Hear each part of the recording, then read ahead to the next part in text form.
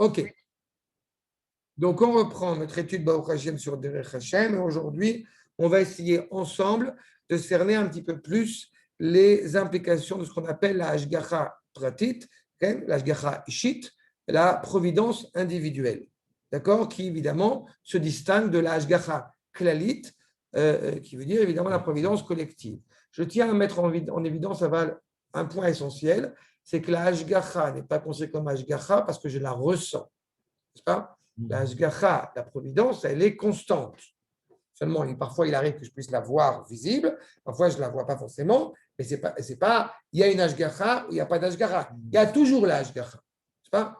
Mais seulement de savoir, c'est comment est-ce qu'au bout du compte, on peut arriver à l'apercevoir. Et comment je peux expliquer, c'est ce qui va aussi nous interpeller, comment est-ce qu'on peut expliquer qu'une personne, éventuellement, eh bien, elle soit peut-être riche et qu'une autre soit pauvre, par rapport à cette notion de Hashgacha, justement. D'accord? On va essayer de réfléchir ensemble. Nous dit le Ramchal, Ine, Kvar Igdamnu, She'inyan Avoda, She Nimsera le Adam, c'est-à-dire, on a déjà, au bout du compte, insisté sur ce point, nous dit le Ramchal, que l'homme, le devoir qu'il a, le rôle qu'il a dans ce monde, c'est au bout du compte de se parfaire, de s'accomplir, de réaliser ce pourquoi il a été façonné, il a été créé. C'est-à-dire d'accéder au bout du compte à cette existence réelle en choisissant au bout du compte le bien. Taloui, Bema, et donc tout va dépendre de cela. Bema, Shenivre ou Baolam, il y en a Tov, il y en a Ra. C'est-à-dire qu'au bout du compte, afin que, eh bien, il puisse réellement avoir un succès, une réussite, une réalisation de ce pourquoi l'homme a été créé, eh bien, il est fondamental qu'il y ait la possibilité de choisir entre le bien et le mal, ce qui est complet et ce qui est d'Afka manquant, pour que l'homme puisse juste réellement choisir. Cela veut dire aussi que dès le départ, il y a une réalité accomplie et une réalité qui ne l'est pas, que l'homme devra au bout du compte choisir. Ve Usama Adam Benehem, l'ifro, l'eau est atov. L'homme, au bout du compte, va devoir choisir cette dimension donc bonne. Veulam, pirte inyanei atov, rabim hem. Vechen, pirte inyanei ara. On voit bien ce qui se passe. Plus le monde avance, plus l'homme évolue, plus il peut s'avérer complexe de choisir ce qui est bien et se distinguer de ce qui est mal.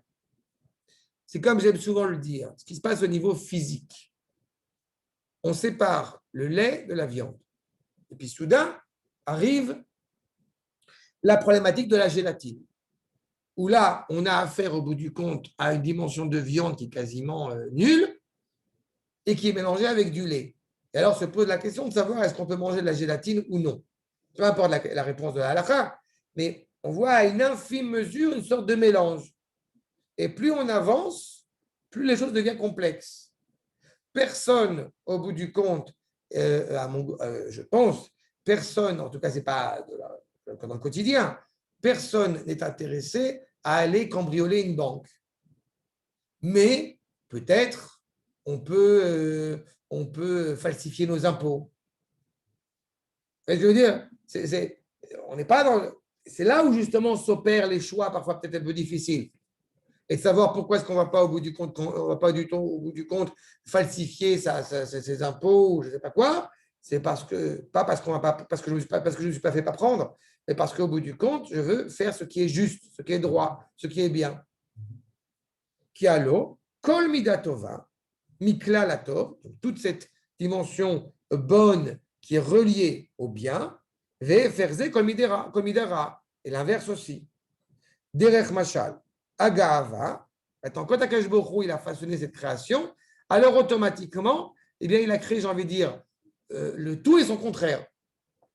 Derech Agava, vous avez l'orgueil, Echad Minyane Ara.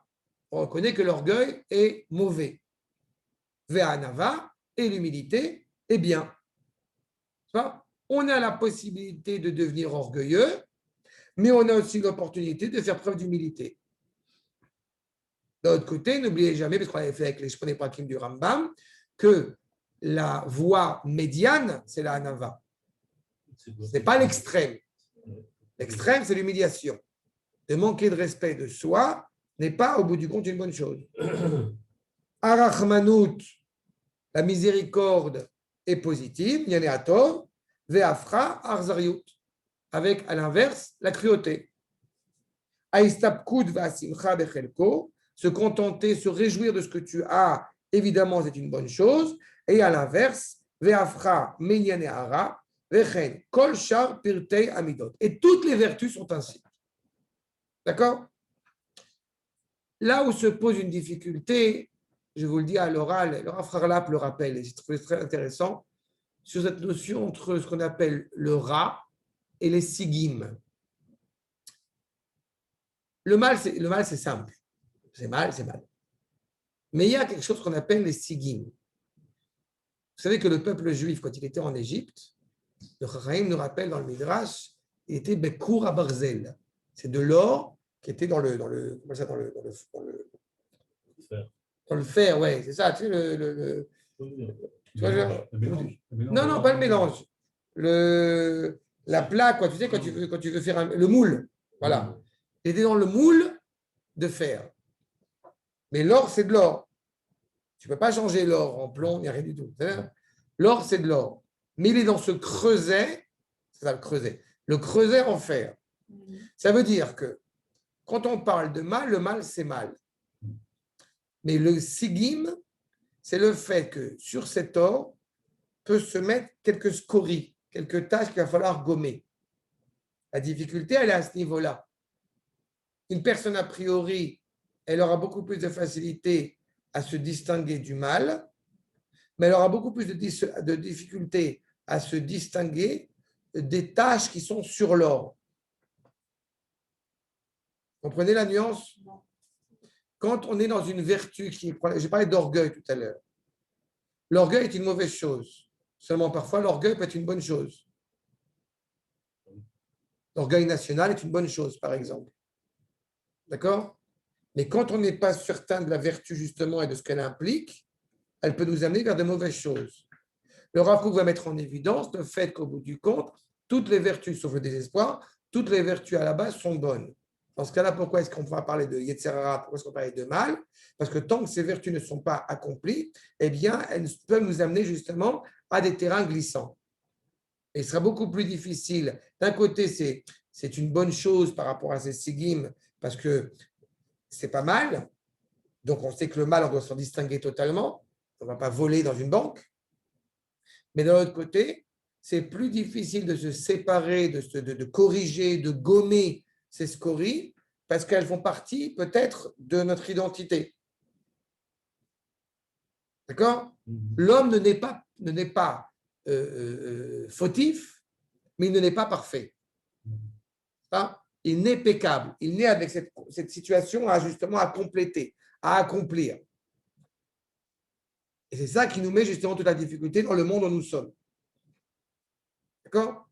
La cruauté est une mauvaise chose, mais il est fondamental que le médecin ou que le shochet fasse preuve d'une certaine cruauté pour pouvoir justement appliquer ce qu'il doit faire. Vous voyez qu'encore une fois, ce n'est pas aussi évident que ça. Archal. La cruauté n'est pas appropriée en l'occurrence. J'ai pas entendu. Le terme cruauté n'est pas approprié. Il est obligé d'être, comment dirais-je, rigoureux. Mais c'est une c'est pas la cruauté. Oui, mais ça reste un acte. La cruauté, c'est volontairement qu'on fait mal, c'est différent. Je suis d'accord avec toi, mais l'acte en lui-même. Oui, il est rigoureux, mais il est nécessaire. Il est nécessaire, mais quand tu le fais avec joie.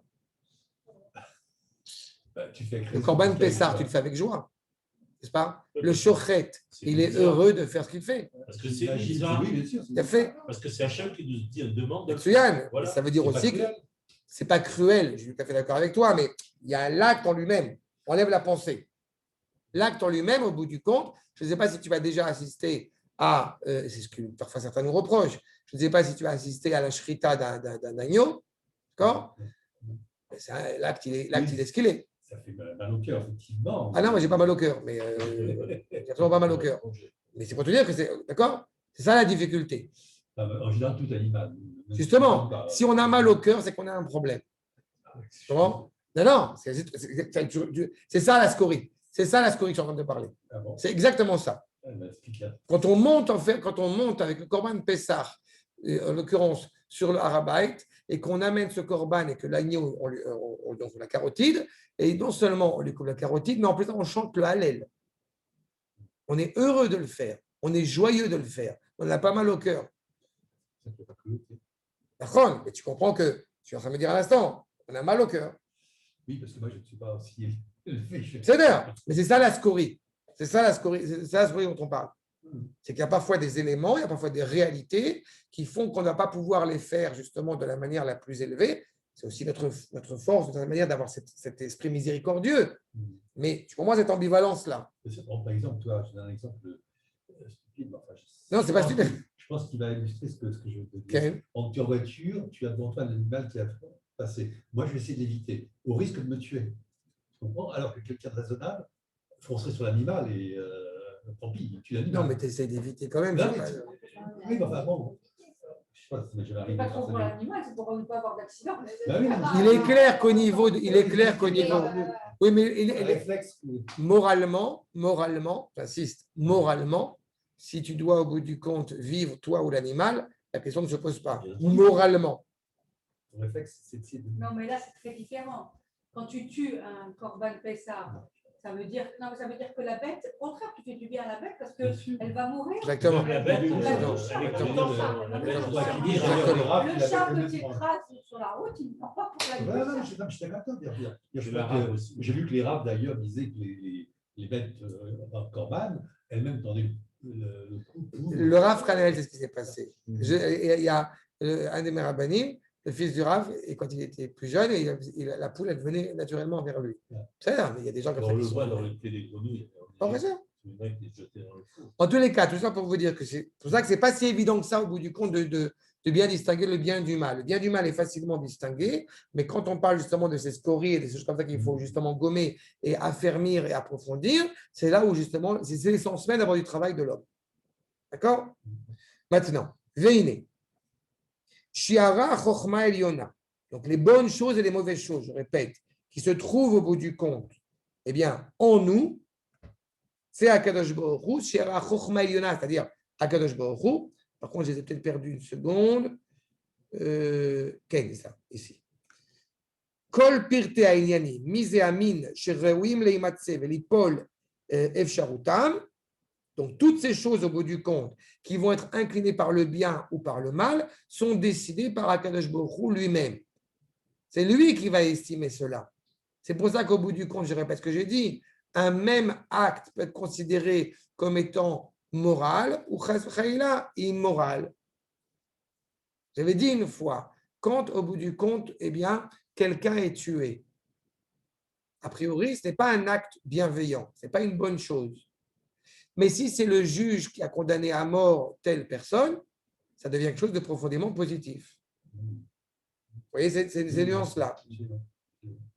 Bechok Aïnoshiyut, justement, dans les lois donc, de l'humanité, les fiat tachlita ikari, selon la finalité, encore une fois, de cet acte, que Zacharnu Bimkomo. Je voudrais juste. Est-ce que je voulais revenir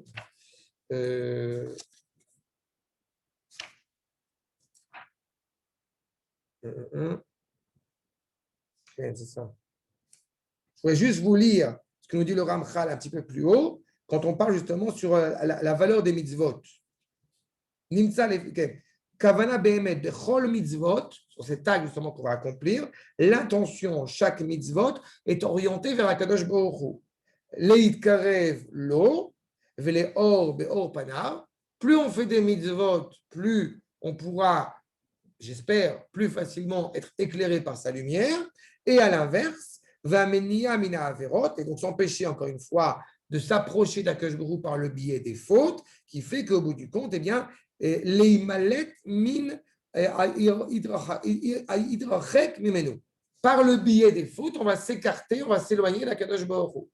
Ça veut dire que la seule manière qu'il m'est déjà donnée par la loi divine, par la volonté, par décret divin de me rapprocher de lui, c'est par le biais des mitzvot.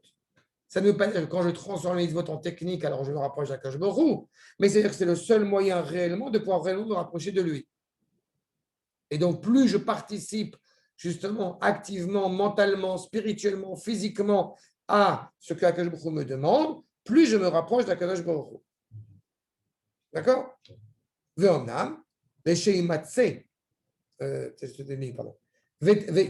Ve'imtsia otam, bechol bechinoten, comme je le disais à l'instant, par tous ces moyens, sibotehem ou mesovehem, ces raisons et tout ce qui est au bout du compte est attaché à lui, vechol amiklavelehem, tout ce qui est attaché. Exemple, on parle du Seder de Pessah tout à l'heure. Ou même Shabbat. Si on va Shabbat au bout du compte en short, on ne sent pas le Shabbat comme on le sentirait si on avait un costume ou si on avait un vêtement respectable. Kol amiklave lahem. Vechakeka efsharutam be'adam, comme chez Katavnu. Et tout cela, encore une fois, est donné, est offert dans la possibilité, dans l'homme justement, de suivre ce cheminement-là. Ve'omnam, le sheimatsu kol ela'inyanim. Et quand on a au bout du compte trouvé tout cela, agencé tout cela,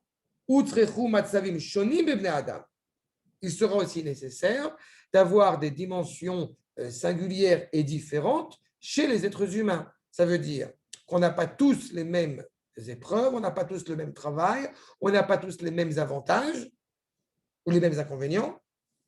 Chez Kula, Miyu et tout cela sera Nisayon Lahem, Bemashitnu Makom, les Kol Pirte Bechinotara Aele. Et tout cela sera intimement lié, au bout du compte, à la part du mal, à la part de ce qui est manquant, qu'on aura laissé en nous. Je répète, la providence individuelle, le fait que Akadosh Baruch Hu soit, au bout du compte, nous donne force à ce qu'on fait. Première chose, nous dit le Rav, ce qui paraît évident, mais il faut se le rappeler, c'est quand on suit, au bout du compte, ces décrets. Tu suis ces décrets, tu te rapproches d'Akadosh Baruch Hu. Tu ne suis pas ces décrets, tu t'écartes d'Akadosh Baruch Hu. Il y a une phrase que j'aime beaucoup de Rabbi Menachem Mendel de Kotsk qui dit Akadosh Baruch Hu rentre là où on laisse rentrer. C'est un peu ça. C'est-à-dire que tu veux qu'Akadosh Baruch Hu soit présent chez toi, il sera présent chez toi. Tu ne veux pas, il ne sera pas présent. Avec tout ce que ça implique derrière. Ça, c'est le premier stade. D'accord? Ubimkom le Adam l'itchazek kenegdam et l'itfos betovot. À l'homme de se renforcer, et quand il y a des évocations problématiques qui l'animent, à lui de se renforcer dans l'inverse. D'accord? Maintenant. Pardon? C'est ça, se corriger, avancer. D'accord? Maintenant. Le Rav va prendre une image, une allégorie, pour que les choses soient, j'ai envie de dire, encore plus claires. Prenons un riche. D'accord? Il a beaucoup d'argent. Il dit le Rav, derech machal. Im lo ayu. Ashirim ve'ani. S'il n'y avait pas des riches et des pauvres. Lo haya makom lesheye à Adam, merachem, ve'lo arzari. Première problématique. Pourquoi il y a des riches et des pauvres? S'il n'y avait pas de riches et qu'il n'y avait pas de pauvres, alors il n'y aurait pas la possibilité, au bout du compte, de faire preuve de miséricorde à l'égard de son prochain. De certaine manière, le pauvre éveille la dimension de miséricorde chez son prochain. Première expérience. C'est-à-dire que si effectivement la personne n'a pas de miséricorde, elle n'est pas animée par cela. Rappelez, je ne sais pas si vous voulez en souvenir, j'ai évoqué qu'il est dit clairement combien on doit donner en tzedaka, au minimum. Mais il n'est pas dit combien au maximum. Pourquoi?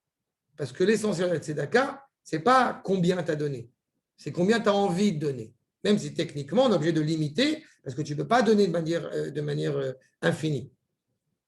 Donc, cette notion de miséricorde que tu as à l'égard de ton prochain, elle fait appel à quoi? Elle fait appel au rapport de l'homme à l'égard de son prochain. Achata, ine. Yenuse, Achir, be oshro. Le riche sera mis à l'épreuve dans sa richesse. Im itarzer ala ani, vetzarich lo, o im irachem alav. Il va montrer si, au bout du compte, il fait preuve de miséricorde ou de cruauté à l'égard de son prochain, par le biais justement de cette expérience. Vechen inuse ani. Et le pauvre aussi sera mis à l'épreuve. Comment? Im istapek bemoat, s'il est capable de se contenter de ce qu'il a, chez Beyado, veyodé le Eloav, olefer. Et sera reconnaissant à l'égard d'Akadosh Baruch Hu, ou l'inverse. Donc les deux sont mis à l'épreuve, chacun dans sa thématique, chacun dans sa dimension. Et je répète, dans ce premier rapport, entre l'homme et son prochain. Odi Ashir, deuxième forme d'épreuve, les Ashir Nisayon Lirot Im Yarum Bo Libo. Est-ce qu'il y a la preuve d'orgueil parce qu'il a de l'argent? Im, o im, im Ashir Bo, Achar Evle Haolam, Veyazov et Avodat Boro. Ou alors, et du coup, peut-être il va comment dirais-je, se détourner d'Akadosh Baruch Hu et gaspiller son argent à des bêtises. Là encore, deuxième dimension, est-ce qu'il va y avoir preuve d'orgueil ou de résignation? C'est entre l'homme, ce rapport entre lui et lui-même, orgueil ou humilité. Et puis, troisième épreuve qui est déjà invoquée ici, le rapport à Akadosh Baruch Hu. Est-ce que tu vas faire preuve de reconnaissance envers Akadosh Baruch Hu d'avoir acquis cette richesse ou l'inverse? Ve'im kol oshro ye ana v'nichna u'mo'ez da'av le'haolam u'bocher b'torah v'avoda ve'chen kol motzepi. Que nous dit le Ramchal au bout du compte dans cette petite invocation? Qu'est-ce qui est mis à chaque fois à l'épreuve, à l'expérience, à l'épreuve? J'ai envie de dire, je vais le dire mal, ça me fait rire de le dire comme ça. La Trinité. Je m'explique. La Trinité hébraïque. Tout le rôle de l'homme, c'est au bout du compte d'être toujours axé, d'être toujours agencé, orienté sur ces trois dimensions-là. Le rapport de l'homme vis-à-vis de soi, le rapport de l'homme vis-à-vis de l'autre, le rapport de l'homme vis-à-vis d'Akadosh Baruch Hu. Dans chaque chose, dans chaque domaine, dans chaque qualité, dans chaque domaine dans lequel on peut se retrouver, c'est ça qui est mis à chaque fois à l'épreuve. Et on peut voir, il est donné à titre d'exemple, on peut voir justement dans chaque domaine de sa vie, qu'est-ce qui nous anime. Et à chaque fois, les trois doivent être, encore une fois, indissociables. La providence divine, elle est insistante sur ces trois points-là. Tu as l'opportunité d'aider ton prochain, tu ne le fais pas, pourquoi? Parfois, les trois peuvent avoir un conflit, un litige entre les trois. J'aimerais donner au monde entier, mais j'ai ma famille aussi à m'occuper. Tout cela, à chaque fois, c'est aussi ce rapport à la providence. Maintenant, tout ça, c'était une introduction.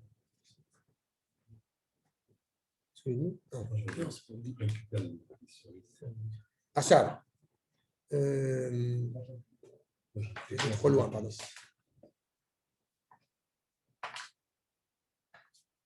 Ok.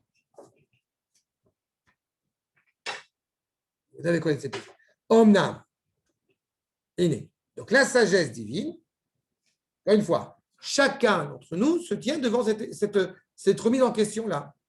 Omnam, Chilka Achochma Eliona, et Mine Nisayon. Elle a distingué plusieurs types d'épreuves. Ben Ish, Mina Enoshi. Chacun des hommes, chacun des êtres humains, au bout du compte, ont chacun leur zone d'épreuve. Comprenez par cela, si je parle de providence, ça veut dire qu'est-ce qu'il nous fait au bout du compte? La providence, le terme en français, il me pose problème parce qu'il a un côté, je te protège. Mais Akadosh Baruch Hu nous protège d'une manière un petit peu différente de ce qu'on peut imaginer en français. L'ashgiach, c'est surveiller. Je veux que tu arrives là où tu dois arriver. Donc, je vais t'orienter pour que tu arrives, au bout du compte, à vivre cela. C'est ça la raison de l'épreuve. Ce n'est pas au bout du compte ni d'échouer, ni de ne plus en avoir. Dans ce monde-ci, on est là pour ça. On est là pour travailler. L'homme est né pour faire cet effort, pour construire. Il y a une épreuve, c'est difficile à dire, mais il y a une épreuve parfaite. Je vais essayer de la surmonter. Je vais essayer de la réussir. D'accord? Parfois des épreuves qui sont plus douloureuses. C'est toute la problématique. Mais ça, c'est la raison du mal. C'est un sujet qu'il faudra évidemment aussi évoquer. Mais là, on parle de quelque chose qui, encore une fois, le plus simple. J'ai loupé mon bus. J'ai un problème de basse-correcte. Je n'ai pas eu l'argent que je voulais, que j'escomptais pour ce mois. D'accord? Chacun est mis à cette épreuve-là. Tout cela est décrété par Akadosh Baruch Hu. C'est ça au bout du compte. Ben Anshe Mina Enoshi. Et chacun a sa propre épreuve. Et encore une fois, du coup, on ne peut pas comprendre l'épreuve de son prochain sans l'avoir lui-même vécu. Comme si au bout du compte, tu l'avais toi-même vécu et connu. Venimsa, l'école Ish, Mibne Adam, Chelek Miuchad Banisayon, ou Bemilchemet Hayetzer. Chacun, automatiquement, a une épreuve, a sa part, à son dos, à sa partie particulière, à mener cette guerre contre l'instinct, quel qu'il soit, qui pourrait lui porter préjudice. J'ai dit une fois, par exemple, que c'est très facile, quand il y avait un garçon des Shiva qui me parlait de la guerre contre l'instinct. Et je lui ai dit que c'est quand même plus facile à gérer une kolakavod, la guerre contre l'instinct, quand tu es un garçon dans une yeshiva, dans la Torah toute la journée, que si tu es chauffeur de taxi qui vient chercher une jeune fille qui sort d'une discothèque à 3 h du matin en mini-jupe. Vous voyez l'exemple. D'accord? Mais chacun, il a son domaine. C'est plus facile, certains vont dire d'être honnête quand tu n'as pas de problème que quand tu as des problèmes. J'en sais rien. C'est pas que c'était judicieux, justifié. Mais chacun a son lot.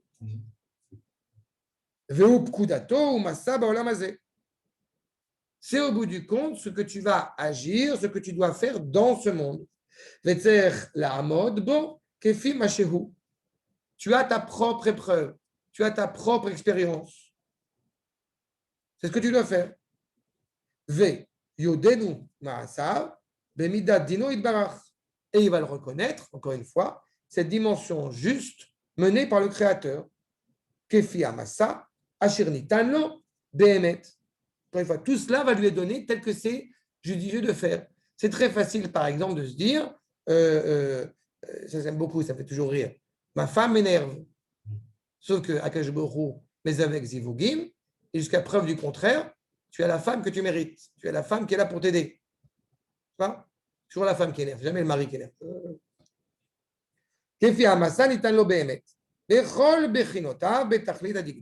Tout ça doit être mené, encore une fois, de manière pointilleuse. Tu ne sais pas quelle épreuve je traverse, donc tu ne peux pas la juger. Par contre, tu peux m'aider justement à corriger, à réparer, à améliorer cette épreuve et la dépasser. Prenez les serviteurs du roi. Chacun, au bout du compte, est serviteur du roi, et pourtant chacun sert le roi de différentes manières. Chacun a sa propre tâche. Chez Kulam, on dit les mishmaato. Tous sont à l'écoute du roi. Ou ben Kulam, comprenez bien par rapport à ce que j'évoquais tout à l'heure sur la mitzvah, justement, de faire et de ne pas faire, que là aussi, l'épreuve, si on est réellement esclave et serviteur du roi fidèle et authentique, alors, même si on aura du mal à faire quelque chose qui nous est imposé, qui nous est exigé, on le fera quand même parce qu'on sert le roi. C'est parfois là aussi où on voit à quel point tu es fidèle au roi. Si tu sers le roi uniquement parce que tu kiffes le roi, c'est très sympathique.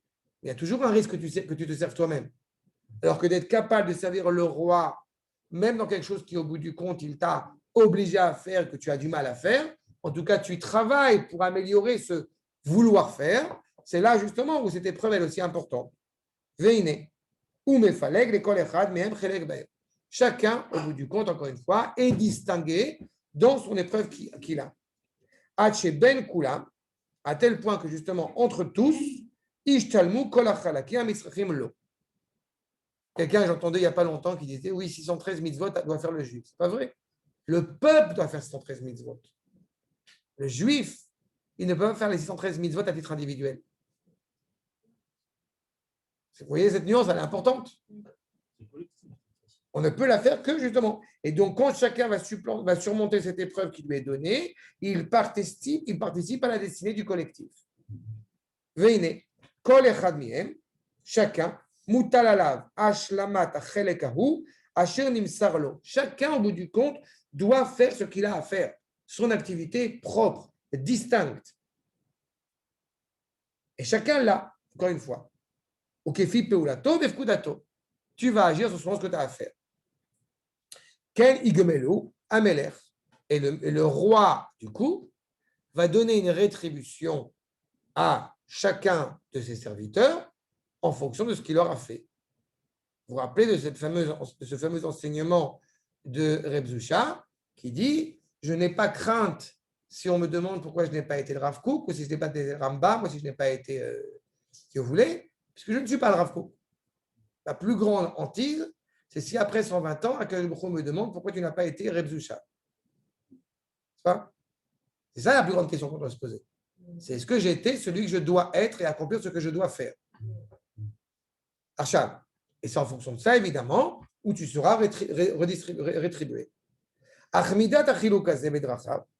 Pourquoi est-ce qu'au bout du compte, on voit que dans ces épreuves, c'est la question qui s'impose, eh bien, on voit qu'il y a des épreuves que certains vont traverser qui se distinguent des épreuves que va traverser mon prochain.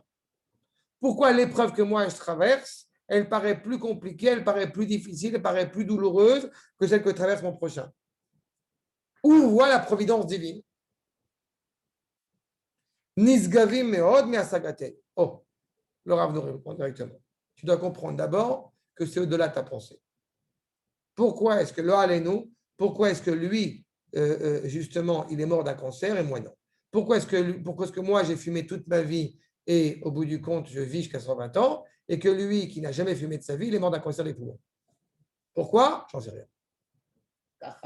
Ok. Non, mais ça, c'est positif. Je parle dans quelque chose de négatif. C'est douloureux. Même si on ne comprend pas, on va accepter. Non, mais il faut comprendre que ça, on parle au niveau de l'individu. Et que ça vient. D'accord? Au niveau du collectif, c'est différent. Au niveau du collectif, il y a d'abord des questions à se poser. Pourquoi est-ce qu'on en est arrivé là? Qu'est-ce qui s'est passé? Qu'est-ce qu'on a produit? Ça, c'est d'abord une réflexion.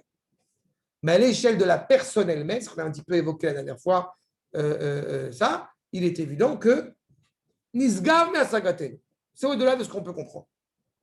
Ve'iev Charlanou la mode alef. On ne peut pas comprendre, on ne peut pas le saisir. Kim Achokma Eliona, si ce n'est la sagesse divine. Alors, il est possible que certains grands Mekoubalim, peut-être, sont capables de sonder. Mais en général, ils ne le diraient pas. Je connais quelqu'un qui avait appelé le Rav Mordechai Eliyahu parce que son père était très malade. Et le Rav Mordechai Eliyahu répondait à chaque fois, Bezrat Hashem, il va être en bonne santé, il va être en bonne santé. Et puis, à un moment donné, il était sur lit d'hôpital. Et cette personne, elle a rappelé Rav Mordechai Eliyahu. Et la rabbinite, sa femme, elle répond, il ne peut pas répondre. Il dit, non, mais si vraiment besoin de lui parler, c'est urgent. Il m'a dit de te dire qu'il ne peut pas répondre. D'accord? Vous avez compris ce que c'est qu'un Mekoubal? Et le grand-père, le père est mort. C'est ça? Et à un moment donné aussi, voilà, on ne peut pas trop jouer avec le feu non plus. D'accord? Ça, c'est Chochma Eliona. Anisgav, Anisgeva, Mikol Sechel, vous voyez, au-delà de l'intellect, c'est incompréhensible au niveau de l'intellect. Hi, Shiartam, Veisidradam, Ofen Ayoter Shalem. On aura développé, on aura décuplé toute la dimension intellectuelle qu'on peut avoir, mais on est conscient de quelque chose qui dépasse l'intellect. Ça veut dire aussi qu'à grand jamais, on ne va pas chez le médecin. Moi, j'ai souvent maintenant, dans Hachem, des jeunes couples qui me demandent, parce que leur femme est enceinte, Hachem, et ils demandent au bout du compte, est-ce qu'on va à tous les tests, est-ce qu'on fait tous les tests? Je leur ai dit à chaque fois, à part Mei Shafir, sur la piqûre, vous savez, la piqûre de ça, qui, elle peut être dangereuse, mais et qui donc demande une réflexion, demande une prise de conscience, une prise de conseil avec un Talmid Chacham, mais tous les tests doivent être faits. Le Chelbon Bari, la vérification si ce n'est pas trisomique, tous les radios, l'ultrason, tout doit être fait. C'est pas pour ça qu'on n'a pas confiance en Kadosh Baruch Hu, mais c'est juste en parce qu'on a confiance en Kadosh Baruch Hu qu'on fait tous les tests qu'on doit faire.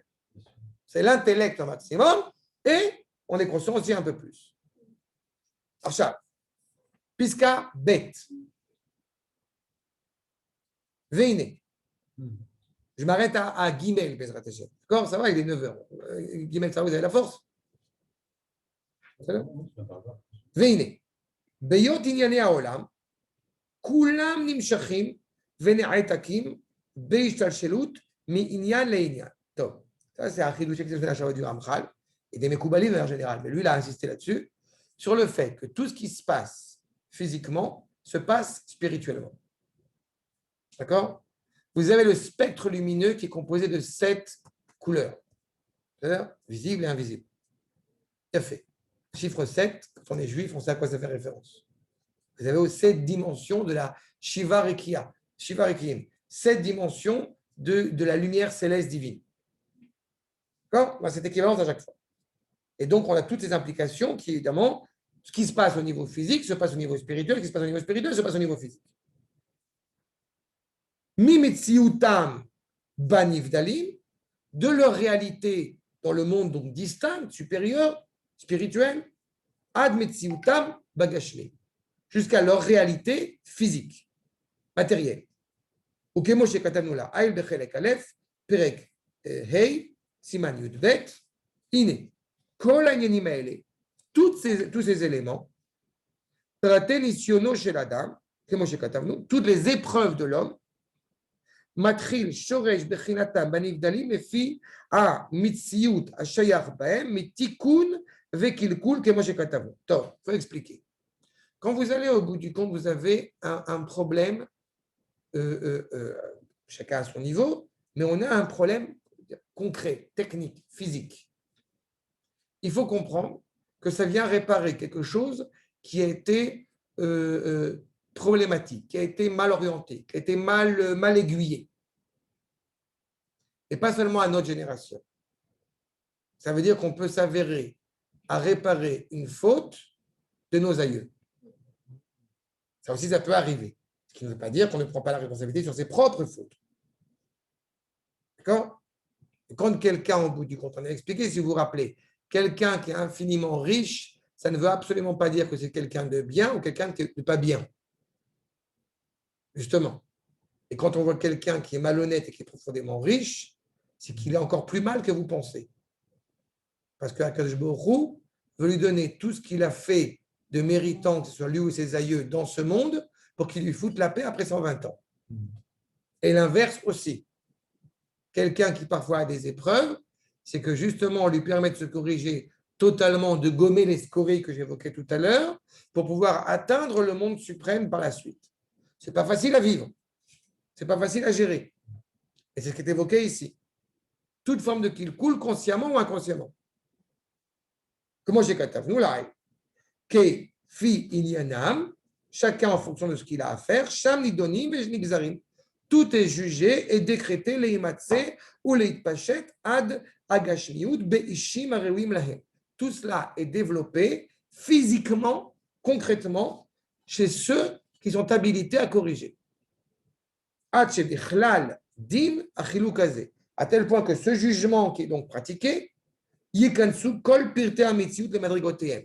toute la réalité, toutes les dimensions de la réalité vont être touchées. Ça veut dire qu'il est clair que si la personne, Chas Shalom, tombe malade, elle n'aurait pas forcément quelque chose qui lui relève à elle, mais qui relève à beaucoup plus que ça. Tu es très heureux le Shabbat, Baruch Hashem, et puis il y a une assiette qui se brise. D'accord? Alors, ça veut dire que peut-être tu étais trop heureux. Parce que tu as oublié qu'il n'y a pas de Beth Amikdash. D'accord? C'est à titre d'exemple. Okay? Je n'ai pas dit qu'il fallait moi qui est dans l'action de voiture.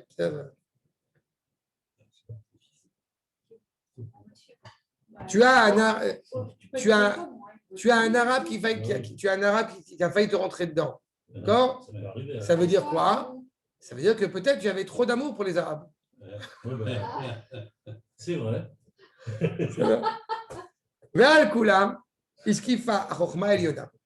Surtout, encore une fois, observe, regarde, suis la sagesse divine. Jamais, au grand jamais, puisque nous savons qu'il est coutume de dire le monde a été créé pour moi et chacun se dit ça, ça va dans les deux sens. Un, c'est que j'ai une grande responsabilité. Dieu, deux, ça veut dire que justement, à Akadosh Baruch Hu, j'ai envie de dire, à 600 000 yeux. D'accord? Le kefi amitat metziutam, selon la vérité, selon l'authenticité de cette réalité, tigzor ayoter naod ve'agon. Plus encore une fois, on va s'élever moralement, plus automatiquement, cette visibilité de Dieu va s'avérer limpide. Zebarur kefi aikar sheigdamnu. Tout cela, encore une fois, eh bien, est clair sur la compréhension que pas une seule seconde, il y a, vous savez, quand on parle, je pense à un film qui s'appelle Truman Show, je ne sais pas si vous dites quelque chose, Oui. et dans ce film, il y a comme ça une Oui. caméra qui est filmée depuis le Il plus sait tendre pas, enfant. au départ, il sait pas. Si la Hashgacha, c'était ça, ça serait dramatique. Parce qu'au bout du compte, c'est une caméra qui ne sait pas, qui filme la personne sans juger, sans l'appréhender, etc. Et la personne en tant que telle, elle ne sait pas qu'elle est filmée. Là, donc là-bas, c'est profondément cruel. Ce qu'on évoque là, ce n'est pas ça. Ce qu'on évoque là, c'est sache que je te laisse libre d'agir, mais je suis derrière toi, je suis avec toi. C'est pas comme le bamaï. Non, parce que le bamaï, au bout du compte, il dirige la personne et ne laisse pas la personne pouvoir aller à gauche ou à droite. Alors que l'homme a la possibilité d'aller à gauche ou à droite. Non. Ah oui, bah oui. Non, ce n'est pas bamaï, pas à l'échelle Non, individuelle. on a des libre arbitre, nous on peut aller à Tu droite. peux aller à gauche ou à droite. Ah oui. Akash Baruch s'est mis en retrait pour que tu puisses agir. J'ai déjà dit une fois qu'il n'y a pas de libre arbitre au niveau collectif, mais il y a un libre arbitre au niveau individuel. Le sens de l'histoire est animé directement par Akadosh Baruch Hu. Mais au niveau individuel, justement, c'est ce qui nous permet d'assumer nos responsabilités et c'est ce qui nous permet de pouvoir faire teshuva quand on a fait erreur. Sinon, il n'y aurait pas de teshuva. D'accord? Arshad. C'est clair sur ce point? Et enfin, pour terminer sur ce point aujourd'hui, donc, qu'est-ce qui va permettre au bout du compte, qu'est-ce qui va expliquer les erreurs et les réussites de ce monde, nous dit le Rav, Atzlachat ken nitza les filles de selon cette compréhension, chez Atzlachot haolamazé, les réussites de ce monde et ses misères, Vetsarotav, iyu les sheyenu seba ma'adam bechelek lechelka nisayon. Qu'est-ce qui, au bout du compte, va garantir, va permettre de réussir ou non ce monde, va être jugé en fonction des épreuves que va traverser la personne humaine.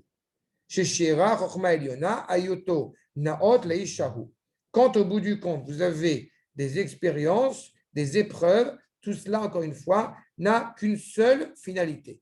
C'est d'amener l'humanité à ce qu'elle doit être. Comprenez aussi, par ce point, c'est tout à fait dans la. J'en parlerai demain dans le cours, il y a besoin d'Hachem. Quand on a un châtiment, ce châtiment, au bout du compte, n'a pas de finalité destructrice. Pédagogique. Elle est pédagogique. Elle a une finalité justement réparatrice.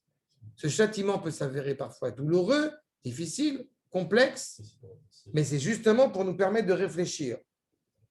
La piqûre parfois fait mal. N'est-ce pas? C'est un peu ça. C'est-à-dire qu'elle a un rôle bien précis dans cette épreuve et qui n'est jamais mis à l'abandon. C'est-à-dire de pouvoir laisser penser pendant une seule seconde que Dieu n'est pas présent à tel ou tel moment ou tel événement, cela n'est pas envisageable. Si Akash Baruch Hu, effectivement, s'était coupé de la terre, il n'y a plus de terre. Donc la providence, elle est constamment présente. Qu'on le ressente ou qu'on ne le ressente pas. La question, comme je ne dirai jamais assez, qu'on doit se poser à chaque épreuve, c'est qu'est-ce que je dois apprendre? Qu'est-ce que Akash Baruch Hu veut me dire si je suis apte à essayer de réfléchir avant ça, sur ça, sur ce qui vient de m'arriver, que ce soit grave ou moins grave. D'accord? Vous avez perdu votre stylo, dites kaparat avonot. Que ce soit la plus grande épreuve que vous ayez, c'est que votre stylo soit perdu. Ah oui. C'est ça, bon. Je l'attendais le Mont Blanc. Mais Voilà. on ne peut pas dire à chaque chose kaparat avonot. Si c'est un truc qui t'a fait de la peine, tu te dis kaparat avonot. Quand je dis kaparat avonot. Parce que quand tu as fait quelque chose, quand il t'arrive quelque chose qui n'est pas agréable, ça ne veut pas dire que tu vas prier à que le groupe pour l'avoir. Ce n'est pas ça que je suis en train de te dire. C'est quand tu avais quelque chose qui s'est brisé ou qui s'est cassé ou qui s'est perdu ou qui c'est ce que tu veux, alors. C'est lui, il veut.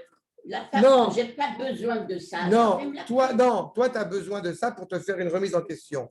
J'ai dit une fois, vous savez, j'avais raconté une fois dans le Jourdain, j'étais en kayak, machin et tout, et j'avais des lunettes de soleil multifocales, multiflous, multi.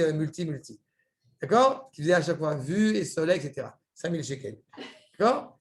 Il y a un adolescent très sympathique qui m'a fait tomber dans l'eau. Ça ne pose aucun problème, j'étais très content. C'est marrant, c'est sympa, c'est l'été.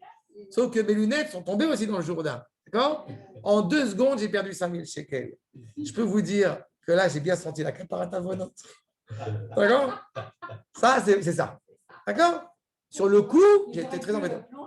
Ouais, mais tu sais, quand c'est dans la boule, machin, c'était foutu. J'étais peiné, j'étais en colère. J'ai dit, c'est bon là. Yom Kippour, j'ai bien senti là. Non, ça n'a pas aidé. Ça n'a pas aidé. C'est là. Mais au bout du compte, c'est ça. On a tous chacun au bout du compte nos épreuves. Il est clair qu'une épreuve ne doit pas forcément être douloureuse, mais il est clair que ça doit nous remettre en cause par rapport à tel ou tel acte. Mais par contre, on ne peut pas penser que c'est Retson Hashem. Mais non, mais ça ne change pas la donne. Ça ne change pas la donne. Retson Hashem ne remet pas en cause Rabotai. Guigui Mechila. Rabotai, la question que pose Rana, c'est Retson Hashem. Mais tu as toujours la Retson Hashem. Enlève-toi la tête qu'il y a Retson Hashem ou il n'y a pas Retson Hashem. Le fait qu'il y ait Retson Hashem ne remet pas en cause ta responsabilité vis-à-vis de tel acte. La volonté d'Akadosh Baruch Hu, elle est constamment présente. Quelque chose, et je suis en peine parce que j'ai perdu quelque chose, eh bien, je ne vais pas dire maintenant non, tant pis, non. Je dis, eh bien, si je l'ai perdu, ça veut dire que je n'ai pas besoin de lui. Non, ce n'est pas ça que ça veut dire. Non. D'abord, j'ai besoin de mes lunettes. Ensuite, ce n'est pas la conception. Ce n'est pas la conception. Non, regarde. Non, il faut bien insister sur ce point. La chassidoute, elle aime bien dire, je dis la chassidoute parce que ça vient de là-bas, ce que tu m'as sorti maintenant. La chassidoute, elle aime bien dire, c'est la volonté de Dieu, je ne fais rien. Ça, non. C'est les Arabes qui disent en plus, ça, c'est le truc. Je suis contre ça. Et le Ramchal, c'est pas ce qu'il dit à l'instant. Il te dit clairement qu'avant d'arriver à cette conclusion, ce que tu dis maintenant, de dire il sourit mais ava. D'accord? Pourquoi? La raison de l'épreuve. La raison de l'épreuve, elle est à 3 niveaux. La raison de l'épreuve, elle est d'abord, et j'ai peut-être une faute à corriger. Ça, c'est la première chose que la personne doit se dire. Je ne suis pas parfait, j'ai un truc à corriger. La deuxième dimension, c'est de dire que ce n'est peut-être pas à mon niveau, c'est une épreuve douloureuse qui relève de mes aïeux, qui relève de quelque chose que je dois aussi corriger. Et le troisième, qui s'appelle le chassid, comme le Ramchal dit, c'est Isuri Ma'ava. Akadosh Baruch Hu m'aime beaucoup, et par conséquent, il m'envoie cette épreuve-là. Mais ça, c'est au niveau du chassid. Là, au niveau obvi, au niveau du quotidien, on n'est pas dans cette conception-là. Quand il t'arrive quelque chose qui est au bout du compte, ça ne veut pas dire que tu dois au bout du compte te tirer les cheveux. Mais quand il t'arrive quelque chose que tu n'attendais pas ou que tu ne souhaites pas, tu te remets d'abord et avant tout en question, savoir au bout du compte qu'est-ce que tu dois corriger, qu'est-ce que tu dois apprendre de cette épreuve. D'accepter ça comme si c'était au bout de quelque chose de concis, en aucune manière. Ce qui ne veut pas dire automatiquement que je suis fautif. Je ne parle pas de la faute, mais je parle de se remettre en question. D'accord? C'est la base. Que je prie plus. Je ne sais pas. Ça peut être autre chose. Ça peut être autre chose.